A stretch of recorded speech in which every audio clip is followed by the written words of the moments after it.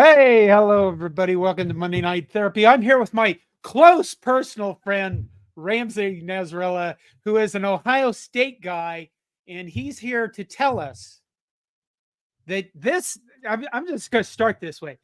This whole season for Ohio State seems like if you don't win the national title, the Big Ten, the Heisman Trophy, the Davy O'Brien Award, the Bolitnikoff, the Outland, Lombardi, that it's all going to be a failure. So it's every season. Well, is it really? I mean, this just seems like it's like an intersection of massive things coming together for you guys.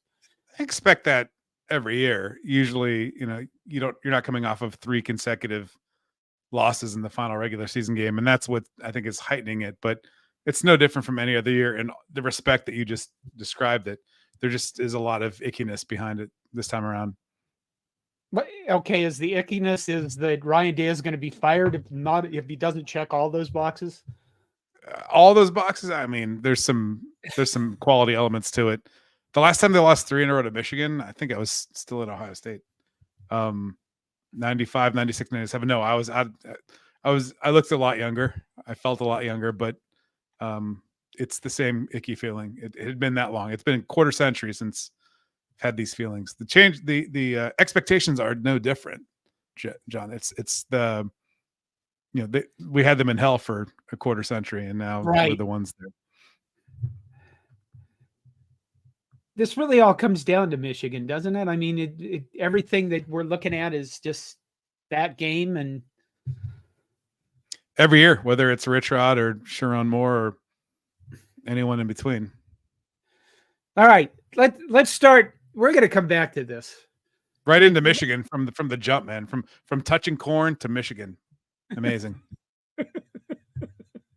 Do you want to go into Michigan first, or should we talk about your team? It's your show, man. Okay, talk about whatever you want. I talked about pole assassin on a show last week. We're still not in the season yet. Anything's a topic. But it is fall camp time, and you guys have 18 quarterbacks. Let's go through the Ohio State team. You guys have like 18 5-star quarterbacks. Who's going to be the starter, and who else should we look out for? And just give us some insight on the quarterbacks. 18, because I haven't looked at anything. So it's going to be Will Howard, who I think was a 3-star quarterback, but he gives Ohio State a play in a category they have not participated in for a long time, which is having a grown-up playing quarterback. Ohio State's had freshman, sophomore, junior for a while, going back probably a decade. They've always had like someone who starts 1 or 2 years and then that's out. They're out. They had C.J. Stroud for 2 years, and then he had to go and become one of the better NFL quarterbacks right away. They had J.T. Barrett for like 4 years, which I can't believe that's been like a decade. And it's they have not gotten into if you look at the Heisman Trophy winners who've come from the quarterback position, they're all like, they're not 21, they're older. Like Jaden Daniels was older. Joe Burrow graduated from Ohio State, and then 2 years later he won the Heisman. He was like an old man. Will Howard is a senior in age, and he has started in some significant games in some it's Nebraska minor leagues that neither one of our teams would ever consider a peer. But he's got some experience. He came in, he needs some polish and some actual quarterback coaching instead of just operating on moxie and whatever they eat in Manhattan, Kansas. And so he'll start. And then the 18 5-star quarterbacks you referred to, there's Devin Brown, who played a little bit last year and always does well when there's a no contact jersey involved. And when they start hitting each other, it gets dicey. Lincoln Keenholz played most of the Cotton Bowl. He was the best athlete in the history of South Dakota. I don't know how long that list is, but he's interesting. He was put in a position to lose in that game, as was the whole damn team. And then you've got Julian Sayin and Aaron Noland, who are both true freshmen. Sayin was committed to Alabama and sort of rerouted after Saban retired to Columbus. Aaron Noland was their guy that they landed on when Dylan Raiola decided to decommit from Ohio State and take a circuitous route to Lincoln, Nebraska. So that's the quarterback room. I think it's a 2-man race for starter that Howard will win, and then another 2-man race to back them up. And looking at the schedule, not the Nebraska game, I think they're going to play a lot more depth than they have historically because they'll get the chance to, and they'll need to because they need to win the whole list of stuff you let off the show with, and that requires playing your bench. Wait, but does it? Yeah. That's what Michigan did last year. They had a 10-game preseason, and then they were seasoned and well rested, and that gave them a lot of juice for the stretch run. That didn't involve cheating. It just involved the soft schedule. Ohio State has that this year. That's a damn good point. The whole playing depth because you don't want everybody beat to death in this new era that we're going into. I need Minnie, write that down. Okay, the rest of the offense. Who's the Biletnikoff winner? Who's going to win the Biletnikoff? Well, they just lost the Biletnikoff winner. He plays for the Arizona Cardinals now. It was Marvin Harrison Jr., who should have won it back-to-back years. Kind of got it. He had more justification for it his sophomore year than his junior year, although he kept Kyle McCord upright and just gave him an option where you just throw it in his direction and they do pretty well. Their best, most complete receiver coming back is Emeka Egbuka. So he'll probably be, he might be the Blocko guy, but he's a senior. He can play the Z, the X, doesn't matter. He'll be on the field for the whole season. They have a freshman named Jeremiah Smith, who might be the best receiver right now that they have. He's played in 0 college games, but the recruiting hype and then the spring hype, and then when they have practice up into the media, our guys come back from 11 Warriors and they're like, how was he supposed to be in prom this year? It's he's an alien's alien. He's going to replace Marvin in that position. Carnell Tate, Brandon Ennis are probably the next 2 after that. Those are 5-star guys. As is Smith. I think Egbuka was too. They're not short on receivers at all. Right. I mean, and then the offensive line is going to be everybody's going dicey. To the NFL. It is dicey, what? Really? What? Yeah, I think they'll. It was dicey last year. It's a sore subject for Ohio State fans. They've had a lot of recruiting misses on offensive line. They haven't quite recovered from the tail end of the Greg Studwara era, sort of late stage Studwara, and went all in on individual recruits instead of having a wider net. I think they'll have 2 of the best tackles in the country, the best tackle tandems. They're both named Josh, Fryer and Simmons. I don't know what happens after that though. So if they're upright the whole year, great. If they're not, that's a problem. And then let's say after Ohio State wins the whole list of things you rattled off, I don't know who is at either of those positions next year. They need to figure out right guard. The right side of the line is a little scary. The left side will be okay. But the thing about the offensive line, just give probably Will Howard enough time to get the ball to any of the receivers we just talked about, or to Quinshon Judkins, or to Travion Henderson. They have the best backfield tandem I can remember at Ohio State in a long time. If they're okay, that's going to be good enough, the offensive line. Okay. A comment from Minnie. What do you expect from Chip Kelly? I expect Chip Kelly to be a breakthrough in Ryan Day finally trusting someone other than himself. I'm not using a war metaphor, but the term the fog of war, which really affected Ryan Day the last several years. When he's in a big game and he's the quarterback's coach, he's the head coach, and he's the offensive coordinator, and he's also their lead recruiter. It's a lot of jobs, and it showed up most evidently in big games and big moments. So you recruit all these 5-star guys to Columbus. And there were 3 different instances in Ann Arbor where Ohio State had like 4th and 1. The first instance, they should have thrown a replay flag because Ohio State had gotten the first down and they marked it a yard short. If you're not doing 4 jobs, you can catch that.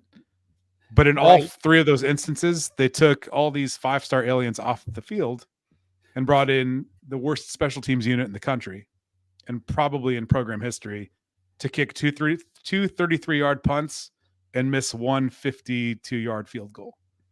And the whole point of coming to Ohio State is you get to join an all-star team. Right. It's, you're going to win some stuff. You don't come off the field on 4th and 1. You could probably even tell Connor Stallions, hey, this is what we're running, and you have to try to stop it. That's what I think Chip Kelly will bring to the Ohio State offense. He will take the play calling off of Ryan Day's plate in a manner that it's his college coach, it's his mentor, it's someone he trusts implicitly, and he can take care of that while Day can be a head coach, understand the pulse of the team. Every game is a bit of an organism, especially the Ohio State Michigan game, where like if you lose the stadium and you're on the road, you're gonna have a real bad time. And if you're winning the stadium and you're on the road, or you have the stadium on your side, they're gonna have a real bad time. That's what they've been missing the last 3 years. And I'm not even bringing up the cheating stuff. Ohio State did not show up in any of those games correctly. And a big part of it was play calling, not because Ryan Day isn't a generational offensive mind and schematic. You just can't do so many things at once. Right. Now, okay, before we go to the defense, let's talk about Ryan Day. I mean, he seems like what Fiddler on the Roof. You know what I mean? I guess that's what I can think of. A guy balancing. I don't know where that reference came from in my head, but I mean, I've seen it. I know I know the songs. I'm trying to figure out where Day shows up. It's the guy that's the beginning where it is actually a guy standing on a roof like this, not a flat roof, a roof, like a Swiss chalet roof. A guy standing on that. He's from Vermont, man. It's falling apart. He didn't go through the pogroms. Or New Hampshire, okay. Sorry. Okay. Anyway, I look at Ryan Day and I just think he has such an unbelievable record, but yet he also seems like he's just how am I going to put this? He seems like a really, really good coach that's not an excellent coach. And I just feel like sometimes I look at you guys and I think you could plug a doll in there and they'd win that many games at Ohio State. And that's not fair to Ryan Day because I think he is a really, really good coach, just not the best coach. I'm just blabbering all over the place. What do you think of Ryan Day? He is he's younger than both of us. At his current age right now, at Ryan Day's current age right now, I think Nick Saban was about to take the Michigan State job. And he had already coached Toledo. He'd coached under Belichick. So I think this was his first head coaching job. Right. And he got it because of his offensive chops, because of his ability to relate, elite recruiter. And then something that I think sets him back, which is going to sound super annoying to non-Ohio State fans, maybe to some Ohio State fans too. Excellent human and empathetic. And, he grew up, he lost his father to suicide as a kid, and it shapes what happens to you when you're a teenager in your formative years, ends up shaping and creating a big part of who you are. Yeah. And I think that's created a very empathetic human person who is in a role that has been successfully navigated by absolute monsters, like Woody Hayes, Urban Meyer. Earl Bruce was a bit of a, enigma too in that regard. The only person who is like a genuine, authentic human that's ever been successful at Ohio State in my lifetime was Jim Tressel, and people hated him for weird reasons. But I think Ryan Day is learning on the job, which is not something you want an Ohio State head coach to do. Right. It's never happened before. Urban Meyer had been a head coach and won national titles, plural. Jim Tressel came in with 4 national titles when he took the Ohio State job. Earl Bruce had been all over the place, including Ohio State. John Cooper had beaten Michigan, won Rose Bowls, led several programs. I mean, the least experienced coach of the last 70 years in Columbus was Woody Hayes. He only had Denison and like Miami of Ohio. They didn't have a Power 5 back then, but like Day is learning on the job, and he has now been spending more time with Jim Tressel. I think he's starting to figure out that he's been the smartest guy in the room for much of his life, and there's no extra points. There's no bonus for being the smartest guy in the room in Columbus. And he's starting to, let folks in. He's letting Chip in. He's let Tressel in. I'm sure he still talks to Urban, but if there's any reason for me to believe this year will be different for the Michigan game. It's not because Harbaugh and the infrastructure went to the Chargers. It's because of what Day's doing. So kind of like they could have won in spite of Connor Stallions last Right. year. I think they can win even if Michigan were still doing all the rampant espionage that it clearly was doing the last several years. What Day's doing now, I think, is enough of a difference maker either way, and hopefully it'll be a lasting impression. And as he continues to evolve as a head coach, because I think this is a destination for him. I think he's not waiting for the. Well, I always talked about the Patriots job opening up, but it did, and he didn't. He wasn't a candidate, didn't get it. But I don't think he's looking to get back to the NFL. I think he likes where he is now and is trying to stay. So all those things that you've rattled off, he probably would nod and be like, "Yeah, this is what we're supposed to do." Wow. I'm looking forward to getting back to that level of insanity for Nebraska. Okay, I'm going to go through some comments. Highlander Gun says, I thought Buckeyes pronounced it Ishigan. Let's see. Like Zishigan, if they put an X there, right. Linda Wilkins says, but will you beat Michigan? But you know what? We'll wait. We'll wait on that. Jason Reeves says, we're all about to find out whether Chip still has that magic.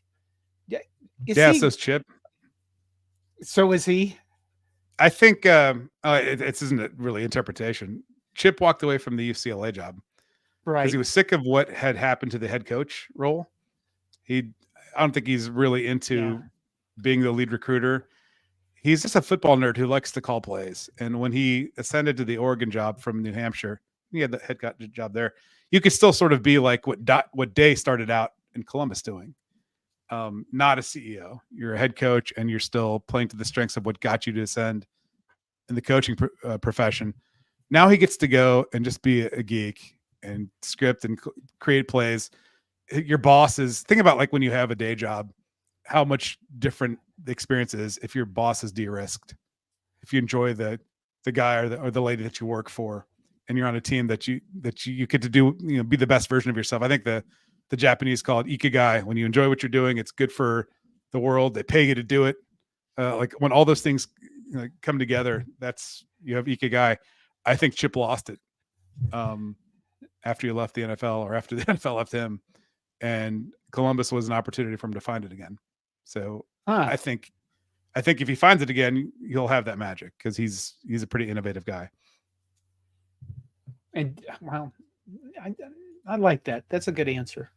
I've never known what to think of Chip Kelly, and I guess we're gonna, see what happens at Ohio State. Okay, defense. Let's move to the defense. Defensive line full of NFL draft picks. They're going to allow 10 points a game for the season. Oh my! Are you serious? Yeah. So really, what you're saying is they're going to allow 6 points a game, and then Nebraska's going to score like 30 or 40. Yeah, exactly. Probably 40. If the defense is going to be that good, really? Yeah, they're going to be stupid good. They gave up 30 to Michigan last year. And other than that, it was like teens or less.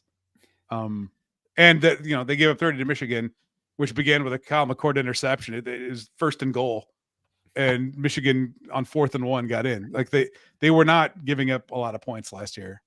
They needed to get more turnovers. So 2 years ago, they were very aggressive, and it cost them. Last year, they were kind of bend but don't break, but they were good enough that they didn't really bend that much either. I think you'll see this year with the guys returning, who that system is now entrenched. They got Maguire back from IU. He knows the system very well. Their safeties are awesome. I wish they had one more of them. The defensive line is awesome. The depth is great. Linebackers are a little tricky, but they're good enough, and they're freaky aliens, so it should all work out. Also, they have a dedicated position coach, which hadn't been the case for a while. Offensive line's probably the scariest thing for me. Linebackers are second, and they've had the worst special teams in the country for 3 years in a row. They fired that coach, who this is part of Day's growth. He hired him because he was in the room. They did a lot of that stuff as a new head coach. He kept hiring dudes who were in the room. It's probably now going to be special teams by committee. That's the other scary thing for me. The thing is, I know it can't be worse than it's been. So those are the three spots: offensive line, linebackers, and special teams. If I went fourth, I'd want one more safety and one more running back. That's it. They can win every game they play.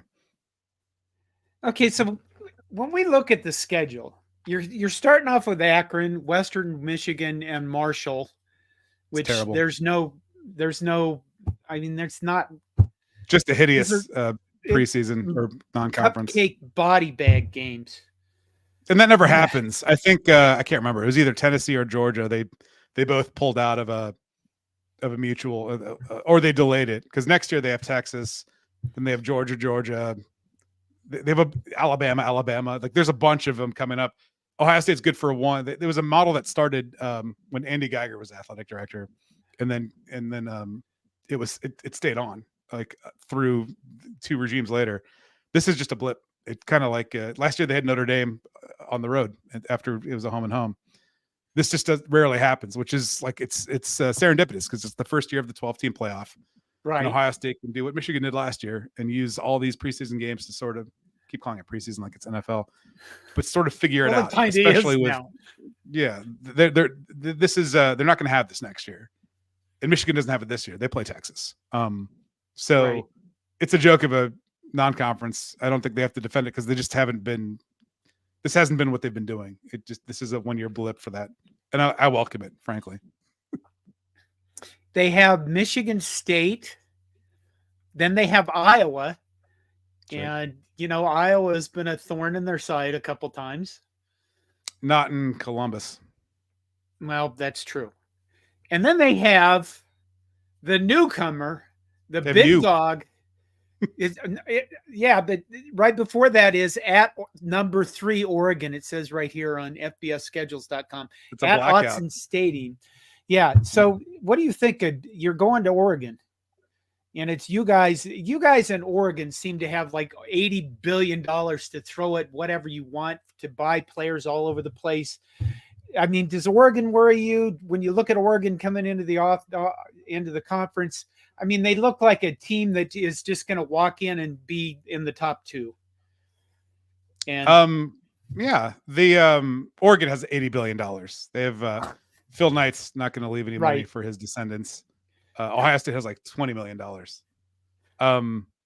And they have to budget it because there's some guys I can tell you they've walked away from. They're not just buying whomever. They're navigating the new era of NIL effectively. Okay. It's funny. I like Dan Lanning a lot, but he got 2 cracks at Washington last year, and neither one of them went well. And there's a little bit of Ryan Day in his performance report. It's you're beating the teams you're supposed to beat. Right. You're not beating the teams that you have to beat. Like Ryan Day beats all the teams he's supposed to beat, and he should have a better record with the teams that he has to beat. And a lot of that, he talked about it. It's in-game coaching that he's out of character. Like when he was the offensive coordinator and Urban was the coach, they put up 63 on Michigan. They could have put up 80. It wouldn't have even. He was doing such like devious stuff. The Michigan defense in 2018 was excellent, and he found the cracks in the depth, and he just picked at it. That guy doesn't exist anymore, or hasn't existed the last few years. He will find something effective and pick at it. Like they had one 10-play drive in Ann Arbor where they just ran like inside zone really effectively and bullied Michigan into the end zone.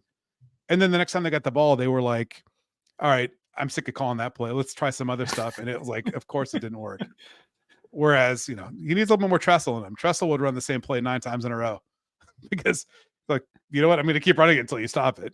And that's just smart where he, got inside his own head. So going to Oregon, I don't know enough about Oregon to like what happens to them in big games. All I know is that they lost to Washington twice.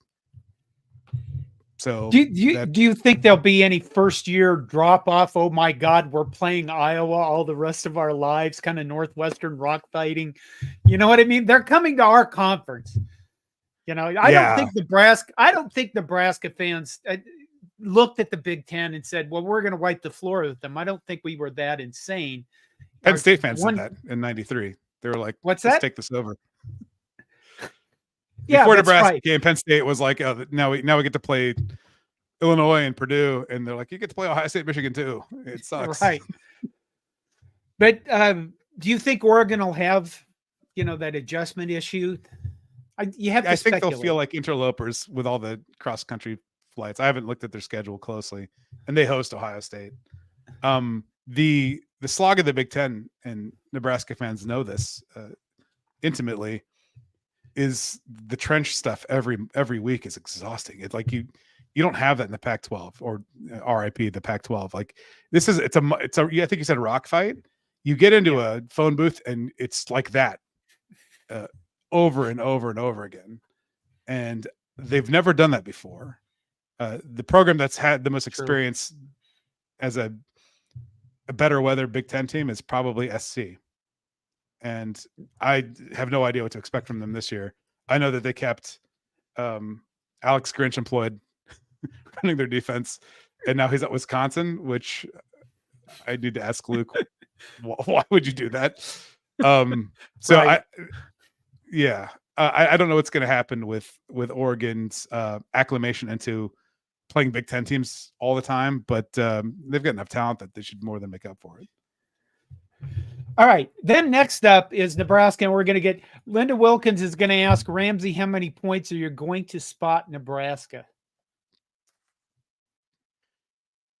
I have to put on a gambling hat that I don't own and think about this. Nebraska at the Horseshoe, you're probably starting Raiola. He's a freshman, moxie, great arm.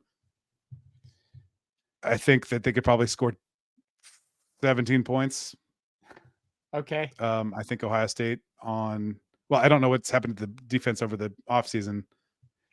I mean, right now, before any games have started, 35-17. Okay. So you're going to spot us 20. Linda? Say again? You're going to spot us 20. Gentleman's 20, sure. You don't know what happened to our defense or your defense? I mean, I don't know how well it's been reupholstered. I just know that you have Dylan Raiola. Yeah, I think our defense. You know what? Last year we proved that we could actually play defense. I think that was the key for it was Tony better. White's first year. They actually showed that they could play defense. Some of the guys that could have left came back, especially two of the defensive linemen that are going to be very good defensive linemen. They played crap tons of guys last year. Like I think the game books showed in every game they played about 26 people on defense or something. But I think that our defense, the one area probably that I think Ohio State might, oh God, now that I think about this, the secondary of Nebraska. And that's, and you know what you guys do to people. You kind of beat people up front for a little bit, and then you go, okay, this is boring. And you just start throwing to Marvin Harrison or whoever replaced him. And then nobody can cover. Most teams can cover maybe a guy or maybe two if they have a really good secondary. But then you have, whatever, 6 guys going out for passes that nobody can cover. They have 3 guys that you can't cover. Yeah. And then a bunch of guys that are really good after that. Yeah. And I think right now before the season starts, I'd say that's the biggest matchup is, how can Nebraska put any pressure on the quarterback? How can Nebraska get into a position where we're not just getting explosive played to death because, probably because we're trying too hard, maybe. I don't know. So 20 points, I'll keep you to that. I'm sorry. I was looking at some of the comments and I didn't know I was supposed to respond to some, but I hear Scott Frost is available. It's pretty funny. He's definitely available. That's why Minnie is supposed to star him. I don't look at him. Otherwise my horrible old man train of thought goes off on whatever they're talking about. And the comments are great. Okay. Nebraska Rascal says, John, has he seen our special teams? I think that we're operating. Yeah, I think we're operating at a different level. We're still trying to get back to mediocre average, and they're like trying to be, Of course, it's going to be exaggerated at Ohio State with some units that are great. So, but I think Ohio State special teams. I'm going to try to not come across as hyperbolic. I don't think that the guy that was running, they had a dedicated special teams coach, which, by the way, is a terrible idea in college because special teams players are either on offense or defense. And so that's their coordinator. That's their boss. They have a position coach and a coordinator. When then you have a special teams coach who then gets, aggregates a unit out of those guys, it's like the substitute teacher. Like it might work in the NFL. True. It doesn't work in college. That's why so many teams rarely have a dedicated special teams coach. So that's the first part of it. The second part of it is that I don't think he understood the basic rules of football. And if you watched Ohio State games, even last year when people were starting to be like, why is this guy coaching special teams? You would watch games and the announcers would be like, this happened against Michigan State. And the guys are like, I don't think that's nowhere close to a legal formation. So flags come. It's like 4th and 8, Michigan State's punting. Now it's 4th and 3, and they panned a day, and he mouths, Parker, what are you doing? Like they were lined up in something that's not legal in any phase of football going back to the Rutgers Princeton game in the 1800s. They would get holding penalties routinely on designed fair catch punts, like all the time. Wow. Okay. They did very little right. And you can point out some things like, oh, that's maybe the guy, maybe it's the coach. Ohio State has a national title that it can win if they can kick a field goal against Georgia with no time left, which they missed. The guy who kicked it was off by like a mile. He should have been fired after the 2021 season. He was fired after the 2023 season. And that's because they just, figuring out how to be a boss. You got to hire well and fire well. And you can't hire the guy in the room, and you can't retain the guy that needs to be fired. Well, and I think that what I've always said is the best coaches know how to change. And the worst coaches are the ones Bo Pelini for years at Nebraska, we'd get blown out in every big game against every big team we played. And then people would ask, what is there something you need to do with the defense? And he would get so defensive and there's nothing wrong with my defense. Well, clearly there was stuff wrong with his defense. Right. And he never would change. And I think that, there's a lot of people that would go, if they only kept Bo, we wouldn't have yes, we would still have these issues. That's a revisionist history. The guy didn't change. He would never change anything. But maybe that the Brian Day is coming through and that's what he's realized is I do have to change. And if that means people, then so be it.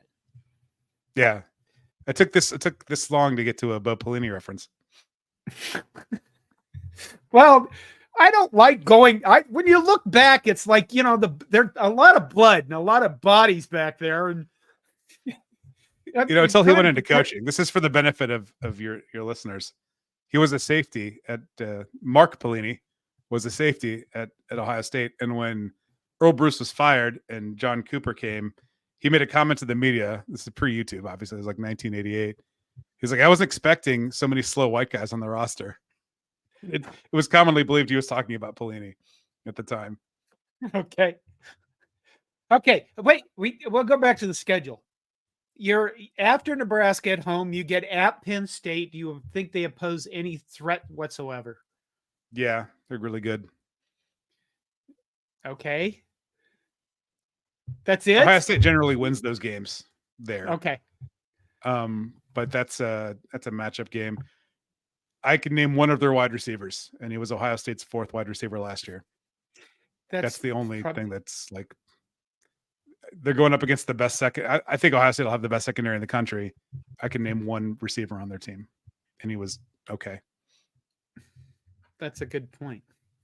Purdue, Northwestern, Indiana. They'll destroy Purdue. Okay. It's in Columbus. Northwestern's always funny, and they're playing that game in Wrigley. Right. I don't like that a bit. I don't like that one bit. It's too many distractions, too many opportunities to do something stupid.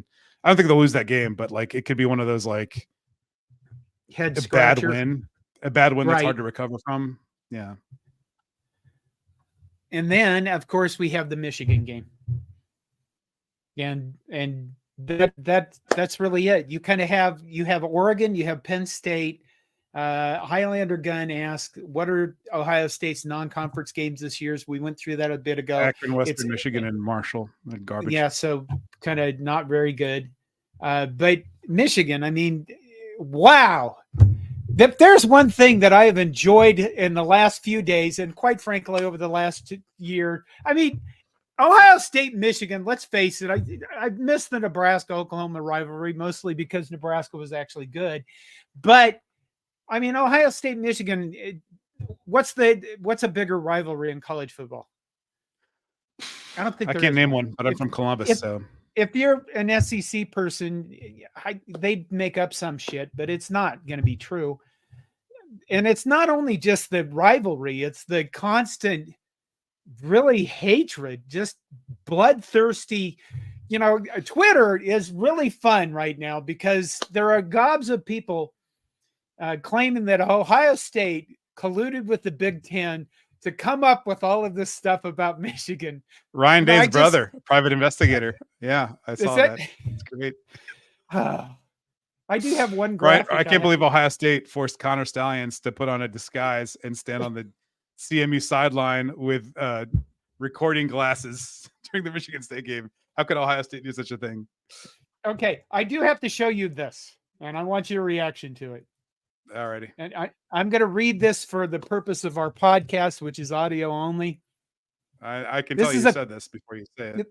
This is a quote from Jim Harbaugh.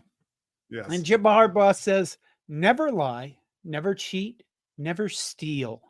I was raised with that lesson. I have raised my family on that lesson. I have preached that lesson to the teams that I've coached. No one's perfect. If you stumble, you apologize and you make it right. Today, I do not apologize. I did not participate, was not aware, nor complicit in those said allegations." So for it's back to work and attacking with an enthusiasm unknown to mankind.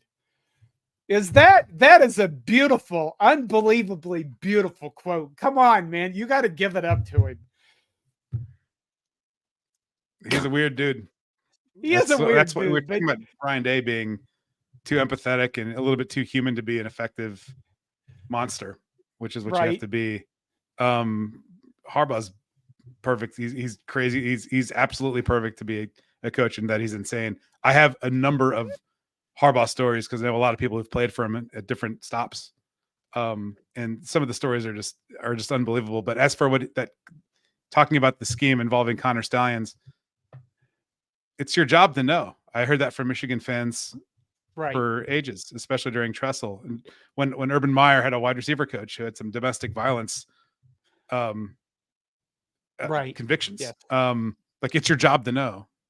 And so if Jim Harbaugh had a $50,000 staffer who had his own parking spot with a sign at the facility, who in every single Michigan game you can see standing right next to the offensive coordinator or the defensive coordinator, depending on where they had the ball, with a whole like catalog of laminated card plays and identifying like the 3 play callers and like figuring out which play calling package it was.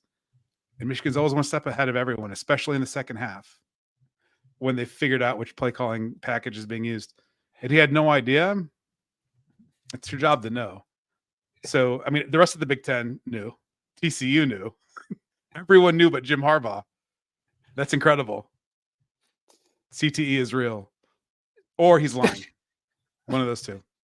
Well, you know, isn't there a mental position where you put yourself in, where you say it to yourself so many times it's not a lie anymore?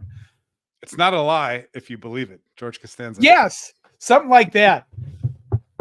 I took an acting class in college, and I think for one of the parts I had to act out, it was Fool's Love or something, and there was a line in there that my wife has come to actually hate. And it's if everybody knows it's a lie, it's not a lie. And you know what I mean? That just seems to fit here. Have you seen the notice of allegations? Has that come out officially yet? I saw it was like a leaked draft. I didn't pay much attention to it. We're obligated to cover that stuff and give it the caveats. I don't know if it's real or not. The people who, I think they probably leaked it because there's a Connor Stallions bit of a glamour piece coming out on Netflix where they have to put something out there before they lose the story, or I don't know, man. I saw what's in the leak. we covered the whole thing. You kind of see it happening in real time. Harbaugh's 0-5 against Ohio State. He's got like a 600 winning percentage. It's fine. He's doing fine, but not fine for Michigan. They get COVID. They chicken out of the Ohio State game. They were 30.5-point underdogs. They faked a bit of a plague there, and then it's practiced the next day, which violated COVID protocol. And then they worked the transfer portal beautifully. Nothing to do with cheating. Stocked up on what we were talking about. Will Howard's in his 20s. Michigan had a bunch of guys in their 20s. They turned over some coaches, and they knew what everyone was going to play call before it happened. So a whole bunch of things to win, and it's not like they only won because they cheated. They were good too, obviously. Yes, they were. But they did a lot. They pressed a lot of buttons, and they got it done. Good job. I don't know what the NCAA is going to do about it. I think Ohio State could have done something about it, and they failed. You mean like won the game? Yes. They it was one or two plays that could have gone the other way. Giving Michigan a 7-yard touchdown drive and throwing a pick at the end of the game and settling for a 52-yard field goal at a halftime instead of just pressing the 5-star button. A lot of stuff that was on Ohio State's hands that they forfeited to Michigan's delight. All right, some more comments. I already did that one. There's a lot, man. I don't know how you sift through those. Minnie's doing some work. That's why Minnie is starring them for me, and I'm not looking at them. James Borman, this is a while back. He says, Will Howard will be replaced by the third game. You're better off with Mo Howard. Wow. Respond to that? I'm not going to show up and be defensive as an Ohio State fan. I think that going back to when Clemson damaged Justin Fields' ribcage in the Sugar Bowl, the CFP semifinal that Ohio State won. From that point on, Ohio State quarterbacks ran a lot less. CJ Stroud never ran the ball. And I think it's part of Day getting in his own head and not wanting to go through having his quarterback get cut in two. By the way, the guy that hit Fields was ejected for targeting. But it was more like stay safe. McCord never released. I don't think he could run that well. And Stroud, obviously, 2 years of just throwing darts.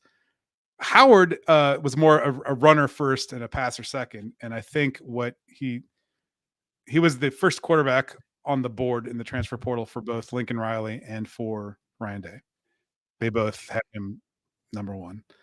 And I think it's because of his appetite to be a thrower. I think he has the arm strength to do it. Kansas State doesn't have much of a strength and conditioning program. Like Will Howard looks like unrecognizable from when he got to Columbus earlier this year. Nutrition. He lost a bunch of weight and then gained good weight. That's what he spent the last 10 months doing. And I think you're not getting to James Boardman. It's not Kansas State Will Howard they're getting the Ohio State-ified version. So we'll see. It'd be fun. And if they replace him, if he doesn't have it, they got one other guy who's played a bunch who just happens to be made of glass. Another one, again, the best athlete in the history of South Dakota, and then 5-star or borderline 5-star freshmen after that. So you do almost have 18 of them. They're getting Tavian St. Clair next year, who's got incredible upside, and he's a 5-star. Okay, just so everybody knows, I didn't say this at the beginning, but when Ramsey says we covered, he runs 11warriors.com, which is a very substantially large Ohio State site. So just so you guys know that. Are you best friends with Ryan Day? With Ryan Day? Yeah. We follow each other on Twitter. That's the extent of our relationship. That's pretty good. I can tell Matt Rule doesn't follow me on Twitter. That he might learn new ways to swear if he did. Okay, Jason Reeves. This was a while ago when we first started. Says, I think it would be unrealistic to expect a chip to come in there without a hitch. We might be looking at an underperforming, predictable offense by week 8, maybe. I agree with the first part of the sentence. I think it's unrealistic to think it's just going to be immediately fluid, and they may have some habits because they've worked together before. They played quarterback and coached for Chip. But I think the underperforming predictable offense by week 8, they've already had that. They've had that the last couple of years. CJ Stroud covered up a lot of it because CJ just makes stupid throws. I'm sorry, I should be more precise. Makes incredible throws into tiny windows that Kyle McCord couldn't make. McCord sort of exposed the staleness of the offense as the season wore on. I don't think that'll happen this time around. They have too many weapons to get stale, and right. I think they also, Day knows, we can't do what we did last year again, which was, go 11-0 and then lose to Michigan. So, they're going to try to keep it spicier than usual. Jason, I think you're right. It's not going to be immediate, but I don't think they're going to settle for anything. Okay, Fred Sacco, who always comments, does the Big need to adjust to Chip system? Asking for a friend. If you remember the reference. I don't. I'm missing it. Went over my head. Scott Frost, when he joined the Big Ten, when they said, what adjustments are you going to have to make? He said the Big Ten would have to adjust. It was a Nebraska reference. That's why I missed it. God help us. God help us all. Okay. So there you go. Does the Big need to adjust to Chip Simpson? I think you know what? I'll answer this. I think the Big does need to adjust to Chip's system, but I think that the problem is going to be this. What we've already talked about is Ohio State. You've already said this several times in different ways. Ohio State has so many weapons that listen, here's what I think Nebraska's season is. I think we'll have a good season. And I think it's going to be better than just going to a bowl game. And the reason why is because I think our defense can hold teams to, say, 20 points. Or 17 points. We did it last year. But that you guys, again, have so many different weapons and so many different ways of attacking a defense. You have to be able to score to keep up with you. And in order to do that, you're going to have to be creative. You're going to have to have experience. You're going to have weapons all over the place. I think Nebraska has a lot of good offensive players, but they all have that P word that's going with them. And that is potential, because our offense last year was so horrifying that, you couldn't really see what the offense could look like or what the offense could be. I think we'll see that this year, but again, going up against a team like Ohio State, it's going to be extremely difficult. So does the Big need to adjust? Matt Rule, and I think he'll look at a game that's not a matchup game like Ohio State and see, where can you win? What can you do? You can try to keep the defense on the field a bit longer than they want to be on, knowing that they're the strength of the team. The defense is the strength of the team. Get Ohio State's offense off faster, and then win on the margins. I'm sure that the hardliners believe Nebraska's special teams are terrible. I promise Ohio State's were worse. I don't know what they'll be like. I just assume they'll be better because the guy that ran them is gone. Win on the margins and make the team with the better talent uncomfortable. Rule gets that. I think he'll be ready. You'll be proud of Nebraska that day. I don't know if they'll win though. We might, our schedule sets up so that a lot of people think that we're going to be 7-0 going into that game. So we might. I'm one of those people. I've looked at your schedule. Okay, are you? Okay. Yeah.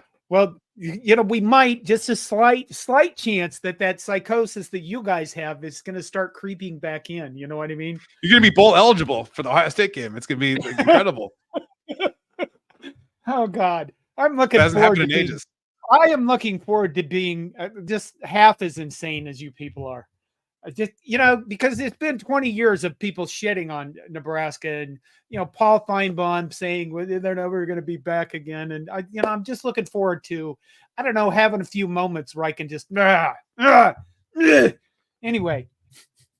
Okay. You've experienced multiple national championships in your life, and you can always pull up Tommy Frazier humiliating Florida. And there's so many things that you can say, I got to experience. And then, there's so many fans of programs who haven't sniffed anything close to what Nebraska has had. Yeah, it's been a tough run, but you had what you got.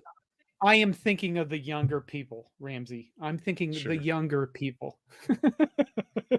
So everyone listening to this, then.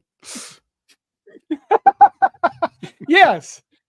Okay. Let's see. I'm not even sure how to. HBTF Dogs Cast says it's national championship or bust for Ohio State in 2024, and the Buckeyes will win it all, and they should.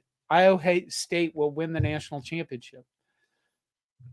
That's thank you, Dogcast. That's erotica. I'm just gonna read it again in a sexier voice in my head.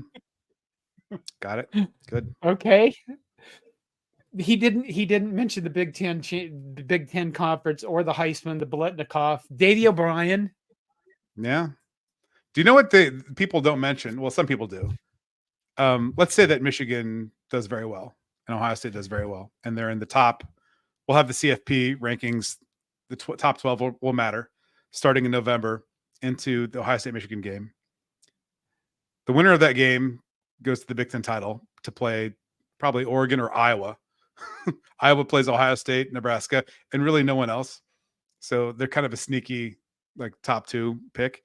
And then let's say Ohio State and Michigan end up in the playoff, or Ohio State and Michigan end up 1 and 2 and play each other again the following week, and then Right. the playoff. They could play 3 times, or they could play twice, wow. but they could play 3 times. I don't know if my body is ready for 3 Ohio State Michigan games in like a month. Oh. As an innocent bystander, I am ready for that. Oh God. I don't mean to be cruel. I can barely handle 1 a year. Yeah. 3 in a month is, yeah. Angina. Okay. Joel Tilson says Ohio State power run game ? Yes, it'll be to the left inside zone, usually with Quinshon Judkins. Will it be favored? I mean, when you see this offense, run pass ratio is going to be what, 60-40? It'll be run. 40, It'll be 60? 60-40 run. Yeah. And you'll have keepers this year because Howard will actually run, which is, I talked too long earlier when we were talking about him. He'll keep the ball after 4 years of no runs, or actually 3 years and change of not the quarterback not keeping. You'll see more of that designed this year. Also, having 5 quarterbacks allows you to do that. Lincoln Kleinholz. Is this a Kleinholz. guy? Was it? There's no L. Oh, okay. Yeah. Lincoln Kleinholz. Well, there's an L, there's not 2 L's. Okay. Is he a guy? He's a guy that can run the ball. He's more of an option quarterback, isn't he? Or am I thinking the wrong guy? Yeah, he's one of those varsity in every sport guys who needs more time to develop because he was playing other kids in South Dakota. So do you ever see Ohio State doing something where they just have packages for him or packages for a quarterback? Where they do run types options or wildcats or stuff like that, single wing types. The one thing that they weren't very good at when they had JT Barrett, who was kind of an option quarterback with they said he had a weenie arm. His arm was fine. It just wasn't NFL. And Cardale Jones, who was not all that mobile, but he was like a refrigerator with a cannon for an arm, Right. is having different packages for 2 disparate talented quarterbacks. I think that with Chip, they'll figure out what that looks like for the first time in a while. All right, let's see. I did that one. Jason Reeves comes in with, I can't lie, I am so hopped up on the Kool-Aid. I really think that we can shock him in the shoe. I got a good feeling about it. See, we're already getting game day. What's that? Should make the trip. It's a fun game day. I should do that. And you'll wear red and no one will notice that you're rooting for the opposing team. Let's see. Dana Williams says good coaches evolve. Coach Day seems to be evolving. Concur. I had one earlier. James Boardman comes in with Lou Holtz has a question. Will Ohio State be more physical this year? I disagree with Lou Holtz on a lot of things, but his opinion on Ohio State football has been accurate. Really? Yeah. That they haven't been physical enough. Yeah. It's been misdirected. Being angry and punishing is not the same as being like effectively physical in football. But football is a lot more. It's like the difference between pugilism and box and hitting people. And Ohio State has not been pugilistic where it needs to be the last few years. It's been entirely on coaching. Wow. This is one of the reasons why I like talking to you is it's not just all sugar and coating. You know what I mean? It's not Jim Harbaugh lies. There you go. He does, but it's not the whole story. Okay, did that one. James Boardman again. Chip as an OC leaned heavier on the running game than Frost did. Chip will do the same at Ohio State. Concur. The thing that worries me about Chip is that he didn't have great talent at UCLA, right? And he coached to accommodate for not having the talent to win against some of his opponents.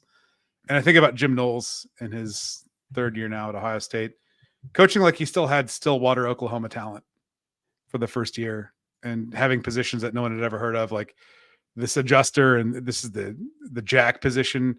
And you look into what those positions do, and like, oh, that's what happens when you don't have like 7 defensive linemen you can rotate in. Ohio State has that. You don't need this. You have dudes here. It's fine.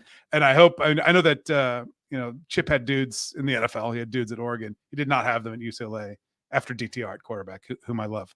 I hope that he is quick to be like, oh, this is fun. I've got guys I can just plug in and do cool stuff and not have to play like, I'm a MAC opponent at Ohio Stadium. Okay. Let's Joel Tilson says nil. I always call it nil. Nil is causing a lot of headaches. Let's talk something new. This. New stuff's hard to figure out. Let's talk about this for a minute. Now, you mentioned earlier, Oregon has an endless cash supply because of Phil Knight. He's 86 and wants to see Oregon win something before he dies. He said it out loud. Yeah. Okay. I'm under the impression that Ohio State has the same thing, basically an unlimited cash bucket.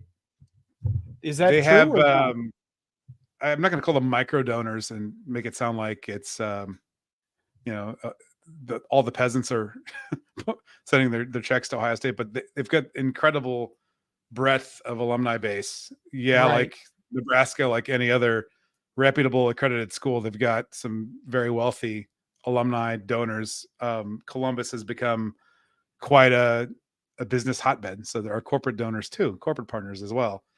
And I think what Ohio State did and has continued to do effectively is figure out how to run this effectively and not just make it begathon for money to buy recruits, but rather get the donors invested in the process. You know who else did a really good job of it and not in the Big Ten is Georgia, right? Where you're recruiting, you're going to Athens, which is awesome. And you're like, and if football doesn't work out, there's Coca-Cola, there's Turner, they introduce you to what's in Atlanta, the Chicago of the SEC. And it becomes more of a 40-year decision instead of a 4-year decision. And they got on that very quickly. Ohio State figured it out pretty quickly too. And I don't think it's just like, we're going to do anything to buy whomever. They've walked away from a lot of guys, especially the ones out of high school. They did pretty well in the transfer portal, but like it's because of the profile of the guys that they got that they're like, oh, they went to the transfer portal and bought a title. They just were very strategic and effective, and they got guys like Caleb Downs, and they got Quinshon Judkins, and before that they got Davison Igbendos, and they got like starters in the SEC who were like, this is probably better for my future than what I currently have. They got Julian Sayin before he really started at Alabama. Like it's these aren't all price tag guys. I know a little bit about what the offer packages look like. And it's not just like, here's a huge bag of money. They're trying to be very strategic about it. And to your point, Joel, about it causing headaches, once you figure something out, it doesn't cause as many headaches. So, okay, the House settlement, we're coming to the end here. The House settlement, the papers have been filed. Have you paid attention to that stuff? Yeah. And what do you think? It's happening a lot faster than people wanted it to happen, but It should have happened a long time ago. If you look at just the basic economics of how college football in particular produces income and wealth across industries, communities, universities. and the people who are on the screen and on the field are getting comped education, some meals, and maybe only recently before NIL, the cost of attendance. Like it costs money to go to college beyond books and tuition. It's a horrendous deal. They've started to, they wanted to do the bare minimum and string it along for so long. Now that we're talking about the free market and fair market value, once you get an FMV calculator in and pull college football out and have it work within the Title IX infrastructure and the at Ohio State 36 varsity sports structure and start to compensate appropriately, you're going to have this. It should have happened a while ago. It's because they're doing those math problems a lot faster now than they did before that it seems so new and, oh my gosh, is this sustainable? No, they're just accelerating what should have probably been done, let's say, like from the beginning. Once this became like an indispensable part of America's fabric, people should not get married in the next 3 months. That's how important college football is. The kids who play it should be paid. And I call them kids because they're in college. If you're a college student, you're a kid. Okay. I usually don't go that far, but I guess when I look at the House settlement, it's always, we know this is about football. It's somewhat about men's basketball, but then you have all of these other sports that are kind of like, okay, what's going to happen to them? And they've increased the I don't know if you looked at the scholarship limits. I should have had that table up, but did you look at that? It's going to wipe out walk-ons, or walk-ons will just get scholarship offers. Scholarships, right? Probably not to where they go. Women's equestrian went from 15 scholarships to 50. You've been watching the Olympics, women's equestrian. Well, I have. I'm not a big fan of the equestrian stuff. It's like, okay, whatever. But I mean, when you look at Ohio State, you look at Nebraska, Ohio State, what is it? $12 billion budget per year. It's, they've got like 65,000 undergrad. It's a pretty big place. And then you have Nebraska, which is, we have probably 24,000. We're compared to the rest of the Big Ten, it's still not that big compared to the rest of the Big Ten, though. But I guess where I'm going is I think that I like the future. I think there's a lot of people, especially my age, that look at it and think it's ruining college football. I don't think it's ruining college football. Like you, I think it should have been done a long time ago. But I don't know what's going to happen to all the other sports behind it. I think that obviously the Big Ten and the SEC will be fine. The Big 12, probably yes, but you've got massive crap tons of other schools. And then you've also got the enrollment cliff coming, or it's already hitting, where enrollment is dropping across the board. So I guess just speculate on, what do you think about that? I think you'll end up having something similar to what you see in European soccer, the Champions League, Premier League. You'll see a lot of the Big Ten schools, but not all of them. A lot of the SEC schools, some of the other powers in other conferences currently that are not either of those two, form their own tier. And you'll be in that for football. Basketball will continue to be like a Division I, Division II situation, since it's that infrastructure works fine. College basketball is a much longer season. It's all about the tournaments at the end of the year. Conference tournaments to a lesser degree, but then also the March Madness, which is its own behemoth billion-dollar television vehicle. I think that's what you'll start to see. And the emergence of certain previously non-revenue sports, I'll air quote non-revenue, volleyball, women's basketball, those are starting to move the needle. Like those are profitable television products now. And you can see what's going to start happening there.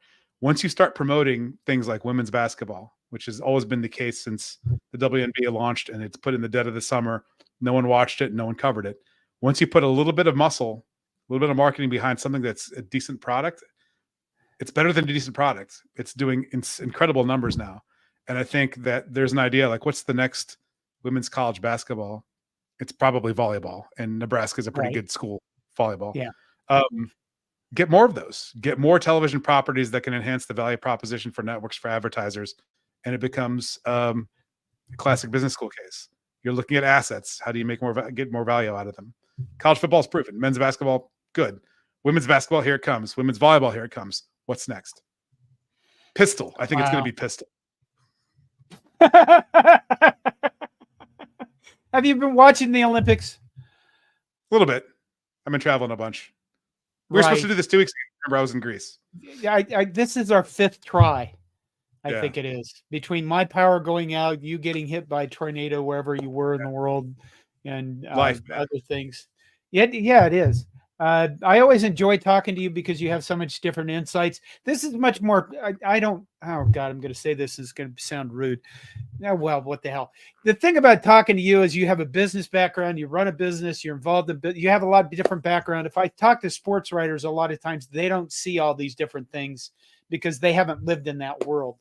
So I did have long one enough. more. I mean, sports writers are generally a little bit. There's some crusty ones, and then there's some youthful ones. I'll never forget when Mickey Mantle died it was in the 90s, and someone asked at the press conference, the surgeon, he had gotten an organ donor, and someone asked the surgeon, like, all right, so there's a liver, eyes, a lung. This donor gave up all these different organs, and Mickey Mantle got one of them. And the sports writer asked, like, can we talk to the donor? And the doctor was like, journalism major.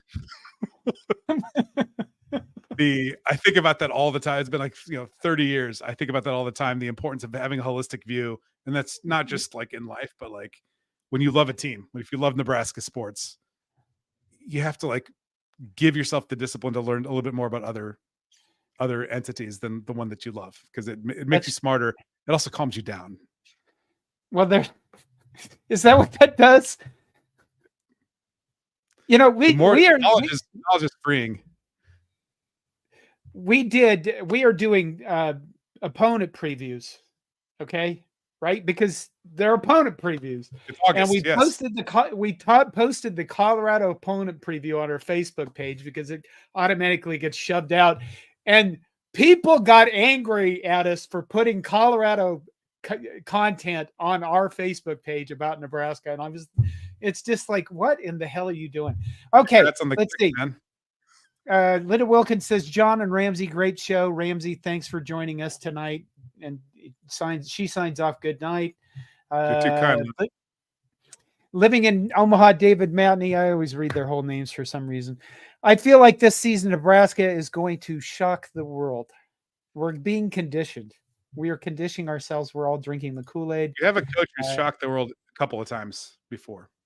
Temple, Baylor, like he's a proven world shocker. Jason Reeves says, Iowa's been getting some love nationally. I don't know why. I refuse to read those articles or watch those videos. What do you think of Iowa? I mean, I remember my last couple of questions. Number one, what do you think? People are picking Iowa to potentially get into the college football playoff. What do you think? Oh, they have the schedule for it, and they do. I don't know who their offensive coordinator is anymore, but it's Tom not Brian Lester, Ferentz. Yeah, so it's kind of like the Parker guy. Fleming at Ohio State. It's going to be better. True. And they returned almost all of their starters except for Cooper DeJean, and they get Cade McNamara back. So yeah, I think they're going to be solid. I mean, Iowa is always people sleep on Iowa because the offense is so bad, and I think the offense, the floor will be like mediocre. Mediocre is good enough to win games with the defense they have. They always have great special teams. Minnie Hunt says, hit the like, smash that like button like the Bug Colorado. Be sure and subscribe, all that kind of stuff on YouTube. Oh, come on. I had one more question for you. I know what it is. Top 4 teams in the college football playoff for the Big Ten. For the Big Ten? Yeah. Ohio State, Michigan, Penn State, Oregon. Say that again. Ohio State, Michigan, Penn State, Oregon. Okay. So no Nebraska yet. No. Iowa would be 5th. But you think Nebraska 6th? Okay, so but USC if 7th, you're in the top 4, they're going to the college football playoff. No, I thought you meant the top 4 teams in the Big Ten or in the new Big Ten. And the top 4 teams in the college football playoff. Oh God. No, Georgia, the top, Ohio State. The top 4. If you're in the top 4 in the Big Ten, are you going to make the 12-team playoff? No, I think the top 3. The top 3 will have a really good shot. The top 2 will be in. Okay. All right. David Matney says, John, congratulations on 10,000 subs. Thank you. We just hit that. And you know what? I think that's it. Is there anything else you want to say about Ohio State, Michigan? Maybe No, what we Michigan. made it to their off season. I'm glad to see you. I'm glad you're still here. Thank you. It gets dicey sometimes, but I want to see what's going to happen with Matt Rule. I really do. So I work hard to take care of my health. There you go. Thank you for joining me. I always enjoy talking to you, Ramsey. Yes, sir. Good to see All you. right. And I think that's it for everybody. I don't have a sign off for this. Okay. Good night. Good night.